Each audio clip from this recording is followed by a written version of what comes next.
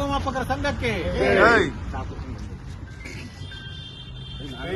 ಈ ದಿನ ಮಾನ್ಯ ಜಂಟಿ ನಿರ್ದೇಶಕರು ಮೈಸೂರು ವಿಭಾಗ ಮೈಸೂರು ಇವರು ನಮ್ಮನ್ನ ಮತ್ತೆ ಜಿಲ್ಲಾಧಿಕಾರಿಗಳ ತಾಂತ್ರಿಕ ಸಹಾಯಕರಾದಂಥ ಡಿಡಿಆರ್ ಕಚೇರಿಯಲ್ಲಿ ಇವತ್ತು ಮೀಟಿಂಗ್ ಕರೆದಿದ್ರು.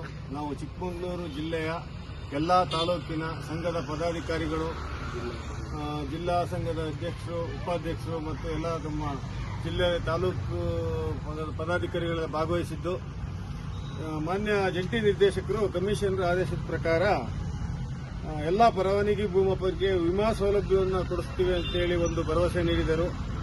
ತದನಂತರ ಅಳತೆ ಕಾರ್ಯ ನಿರ್ವಹಿಸುವ ಎಲ್ಲ ಪ್ರಕರಣಗಳಿಗೆ ಸಂಭಾವನೆಯನ್ನು ಹೆಚ್ಚುವರಿ ಮಾಡ್ತೀವಿ 20ರಿಂದ 30%. ಹಾಗಾಗಿ ಕೆಲಸ ಮಾಡಿ ಅಂತ ಎರಡನೇದಾಗಿ ಹೇಳಿದ್ರು. ಮೂರನೇದಾಗಿ ಈಗಾಗಲೇ ಏನು ದರಖಾಸ್ತು, ಸ್ವಾಮಿತ್ವ, ಸ್ವಾವಲಂಬಿ, ನಕ್ಷಾ ಈ ರೀತಿ ಕೆಲಸ ಮಾಡಿದ್ದಕ್ಕೆಲ್ಲ ಪೂರ್ತಿ ಸಂಭಾವನೆಯನ್ನು ಕೊಡ್ತೀನಿ ಅಂತ ಹೇಳಿದ್ರು. ಆದರೆ ಕಾಯಂ ಮಾತಿ ಮತ್ತು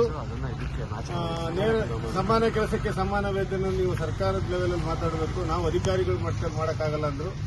ಆದ ಕಾರಣ ನಮ್ಮ ಚಿಕ್ಕಮಗಳೂರು ಜಿಲ್ಲೆಯಿಂದ ನಾವು ಅವರ ಹತ್ರ ಮಾತಾಡಿಸಿ, ಜಂಟಿ ನಿರ್ದೇಶಕರು ಮತ್ತು ಜಿಲ್ಲಾಧಿಕಾರಿಗಳ ಹತ್ರ ಮಾತಾಡಿಸಿ ಈಗ ಹೊರಗಡೆ ಬಂದಿದ್ದೀವಿ.